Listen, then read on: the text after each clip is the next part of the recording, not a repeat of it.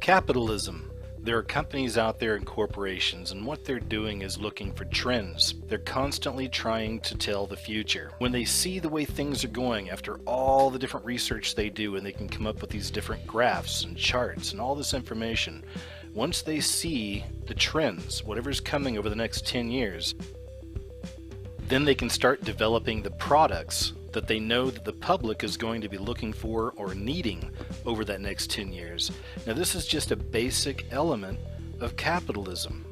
So keeping that in mind, it may come as a shock to some of you out there, and many of us already saw this coming, but right now there's a lot of companies getting involved in research for RFID technology. They obviously sense something in the air, and I think a lot of them know that we're heading towards a cashless society. Check this out. When Elias Brotberger goes to work, he doesn't need ID, and he doesn't need money. In fact, much of what he needs to get through the day is hidden right there, just below the surface, in his hand. Like to touch it? Yeah. Yeah? Oh, weird. Yeah, it's like a grain of rice. Yeah, a grain of rice. Embedded in his hand is a microchip that serves as his keys, his ID, and his wallet. Yeah, it's all in chip, so I use it like to get around the building. Buy snacks. Yeah, exactly. Let's buy some snacks. Exactly. So I can't open it. No. Okay. So what I need to do is I need to first blip my chip, and it will log me in, and from there I get access to the fridge. Popular TV shows like Black Mirror have imagined chips as part of a dystopian future. Install in-grain procedure with local anesthetic and you're good to go. In Sweden, the microchips are already here. The microchip implants use the same technology that's in contactless credit cards. Which have made cash pretty much obsolete in Sweden. No cash. At this tech fair, a chipping event for those on the cutting edge, merging their hands with this new technology. I thought it would be fun, right? The process is simple and swift. A pinch of the skin, and in a matter of seconds, the chip is inserted. The transformation is complete. As for the pain, I barely felt it. But even in this nation of early adopters, not everyone is racing to get chipped. Feel less human. I will feel like a robot. I think, it's so much more data can go into this, when it's in your body. There's no central registry tracking how many people are chipped, but biohacker Hannes Wellblood estimates between 5 and 10,000. In the future, do you think everyone is going to be chipped? I think it'll be voluntary, but I am certainly convinced that millions of people will find it very, very valuable to have a smart device under their skin. Human microchipping may be our future, but in Sweden, it's already reality. You can see proof of this all around you. There's always some new technology coming out, and it's interesting the way they slowly bleed it into the public. They make it popular. Lollapalooza, huge concert event, right? Well, this is a great example as well. And of course, we shouldn't be surprised that Disney's involved as well. And it's interesting because it turns out that a lot of these festivals coming out that many of us do research on, we find a lot of so-called Illuminati symbolism or New Age symbolism, this Antichrist system type symbolism. A lot of these events are also going to an RFID technology as well. Check it out. So keeping all of this in mind and understanding there's a lot of companies out there right now that are really researching RFID and already releasing a lot of things to the public. It is basically biological chip that it is in the tablet, and once you take the tablet and dissolves into your stomach, sends a signal that you took the tablet. So imagine the applications of that, compliance, the insurance companies to know that the medicines that patients should take, they do take them. It is fascinating what happens in this field.